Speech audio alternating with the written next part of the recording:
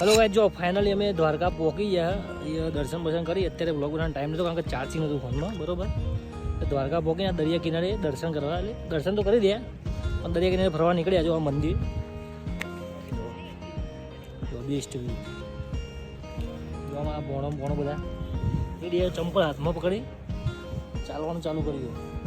કારણ કે અહીંયા ઊંટવાળા છે પણ ચાલીને જવાની મજા આવે ને અલગ જ છે. અહીં જો લક્ષી પણ આવ્યું છે, બહુ ખીચડ કર્યું. જો પકડે ભોણા ભાઈ, ખાલી એક જ મિનિટ ચંપલ પકડ દો.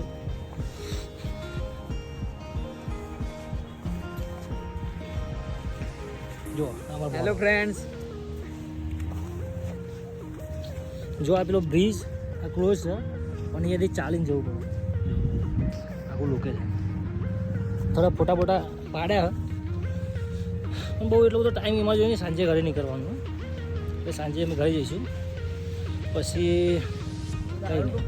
આખો દારો ફરીશું, બીજું શું. ચલો હવે થોડી રાઈડમાં ફરી લઈએ. એક રાઈડો અમુક અહીંયા રાઈડો હતી થોડી વચ્ચે અમે આવ્યા, અહીંયા દેખાશે ત્યારે પણ નથી પણ અત્યારે થોડી ચાલુ થઈ છે એટલે ફરશું અમે. પેલ સાઈડ આ બ્રિજની પેલ સાઈડ જો આની પેલ સાઈડ થોડી રાઈડો આવે છે, એ ગાડી ચલાવવાની ટાઈપની આવે છે. આમાં અહીંયા બોગડા છે ત્યાં બેસ્યું પછી જઈશું રાઈડો કરવા માટે. જો ચલો મજબૂત જો આ મંદિર, આ પુલ અને જે દરિયા કિનારો.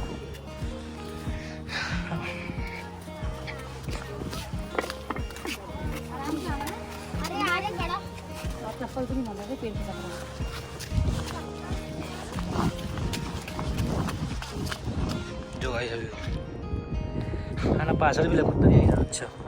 કંઈક મંદિર છે, લક્ષ્મીનારાયણ પંચાર તીર્થનું મંદિર છે.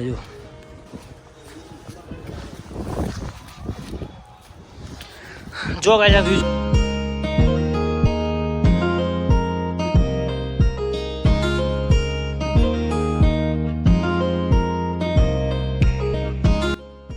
પાછળનું મંદિરનું જોરદાર વ્યૂ. ભોણા તો ભાઈ એ ભોણા કહીએ તો ચલો ગાઈસ અમે થોડા ફોટા ક્લિક કરી લઈએ પછી મળીએ સાંજે, બરાબર. અમે જઈએ છીએ થોડું ફરવા માટે, બરાબર, દરિયા કિનારે એક્સપ્લોર કરવા માટે.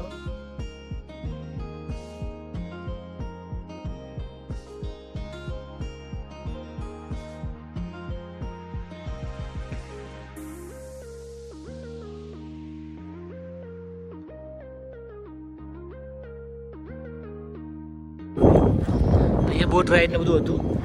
અમે આવ્યા હતા વર્ષ 6 મહિના જેવું થઈ ગયું હતા આવ્યા હતા, બધા 4-5 દિવસ માટે આવ્યા હતા પણ અત્યારે બધું બંધ છે. વ્યૂ જોવો ખાલી.